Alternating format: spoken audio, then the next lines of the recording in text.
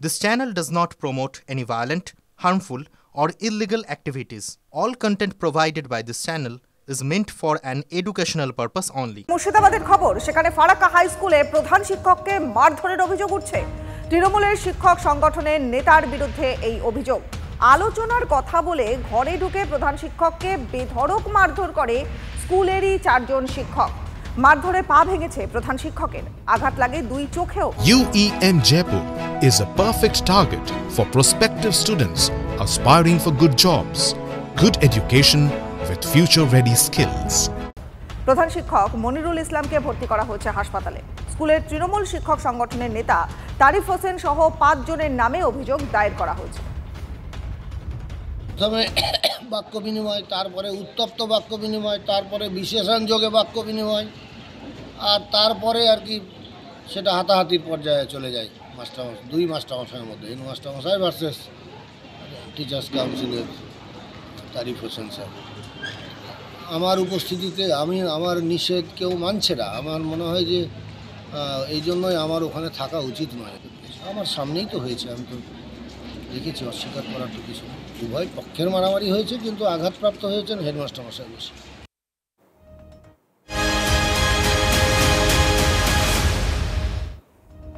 দেখুন আবার একবার খবরের শিরোনামে মালদা, ফের তৃণমূল কাউন্সিলর, তৃণমূল কর্মী খুনের পরে এবার টার্গেট তৃণমূল বিধায়ক। কি খুনের চেষ্টার অভিযোগ তুললেন মানিকচকের তৃণমূল বিধায়ক সাবিত্রী মিত্র। কি বললেন তিনি, শুনবো। আমি যখন মানিকচক বিধানসভা কেন্দ্রে কাজ শেষ করে ফিরছিলাম, সেখানে একটা বড় ধরনের খেলা হচ্ছে, সেই খেলা শেষ করে ফিরছিলাম এবং সেখানে আসার সময় আমরা যখন বিলকি ঢুকছিলাম, ঢুকার মুখে তখন একটা গাড়ি আমাদের গাড়ির সঙ্গে প্রচণ্ড জোরে সামনাসামনি ধাক্কা মারার চেষ্টা করলে আমার ড্রাইভার কোনো মতো ড্রাইভার করে আমাকে বাঁচিয়ে নেয়। তারপরে আমরা সোজা চলে আসি। তারপরে দ্বিতীয়বার আবার দেখি সেই গাড়িটা আমার সামনে। আইসিকে আমরা ফোন করেছি, আইসি সাহেবের সামনেও গাড়ি যাচ্ছে না, আমার সামনে আবার সেই গাড়ি। আমি যেখানে ওরা গাড়ি স্লো করছে এবং আমাকে ওরা প্রাণে মারার মানে একটা পরিকল্পনা তারা নিয়েছিল এবং আমার গাড়ির সঙ্গে ওরা স্লো করছে, যেটা আমাকে প্রথম ধাক্কা মেরেছিল। আমি ভেবেছি হয়তো কোনো রকম হতে পারে, চলে গেছে, কিন্তু সেটা হয়নি এবং আমার প্রাণটা সংশয়ের মধ্যে, মানে আমার প্রাণটা নিয়ে আমি এখন ভাবছিলাম যে আজকে একটা ইনসিডেন্ট ঘটতো। আমাদের সহকর্মী সুব্রতোষের সঙ্গে একটু কথা বলবো। সুব্রতোষ, দেখো 1 মাসও কিন্তু কাটলো না দুলাল সরকারের খুন, এবং সেই খুন নিয়ে মালদা তোলপাড় হয়ে গেল এবং সাবিত্রী মিত্র এই মুহূর্তে তার বক্তব্য দর্শকদের আমরা শোনালাম। সাবিত্রী মিত্র তিনি অভিযোগ করছেন, একটা চাঞ্চল্যকর অভিযোগ। সেই একই রকম ভাবে তিনি কিন্তু বলছেন, দেখো যে পরিকল্পনা করা হচ্ছিল এবং ষড়যন্ত্রের তত্ত্বই কিন্তু উঠে আসছে। এবং এই বিষয় নিয়ে যদিও এখনো পর্যন্ত তৃণমূলের জেলা নেতারা কি বিশেষভাবে তেমন ভাবে মুখ খুলতে চাননি, তবে পুরো বিষয়টি কিন্তু সাবিত্রী মিত্র ইতিমধ্যেই রাজ্য নেতৃত্বকে জানিয়েছেন। এমনকি সুব্রত বক্সীকেও বিষয়টা জানানো হয়েছে।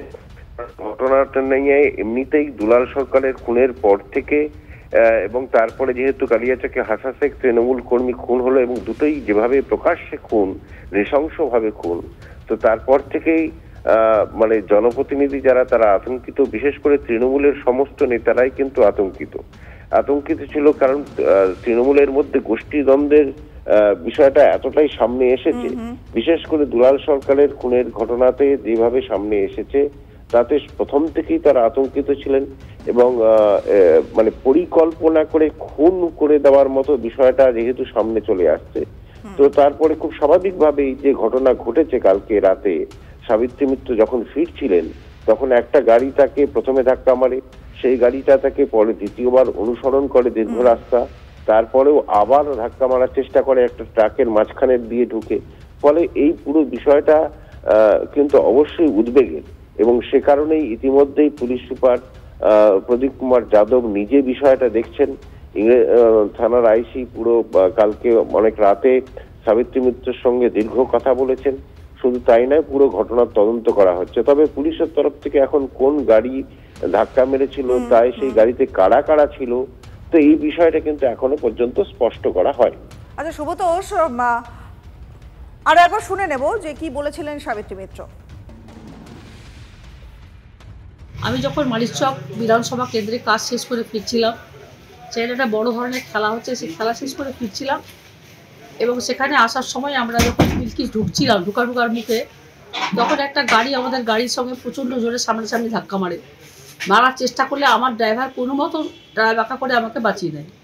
তারপরে আমরা সোজা চলে আসি। তারপরে দ্বিতীয়বার আবার দেখি সেই গাড়িটা আমার সামনে। আইসিকে আমরা ফোন করেছি, আইসি সাহেবের সামনেও গাড়ি যাচ্ছে না, আমার সামনে আবার সেই গাড়ি। আমি যেখানে ওরা গাড়ি স্লো করছে এবং আমাকে ওরা প্রাণে মারার মানে একটা পরিকল্পনা তারা নিয়েছিল এবং আমার গাড়ির সঙ্গে ওরা স্লো করছে, যেটা আমাকে প্রথম ধাক্কা মেরেছিল। আমি ভেবেছি হয়তো কোনো রকম হতে পারে চলে গেছে, কিন্তু সেটা হয়নি এবং আমার প্রাণটা সংশয়ের মধ্যে মানে আমার প্রাণটা নিয়ে আমি এখন ভাবছিলাম যে আজকে একটা ইনসিডেন্ট ঘটতো।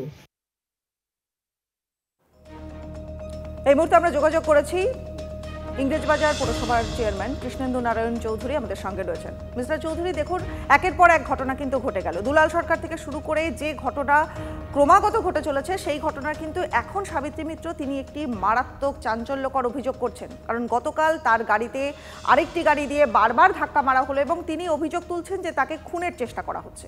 আপনি কি বলবেন? হ্যাঁ, আমি কালকে শুনেছি, এটা দেখেছি, ওদের কাছেও শুনেছি। যেটা হচ্ছে পুলিশ এখন ইনকোয়ারি করছে পুরো ব্যাপারটা, সব জায়গার সিসি ক্যামেরা চেক করছে। আমার মনে হয় যদি এটাকে ভালো করে তদন্ত করে বের করা হচ্ছে যে কারা বা কে এর মধ্যে জড়িত আছে।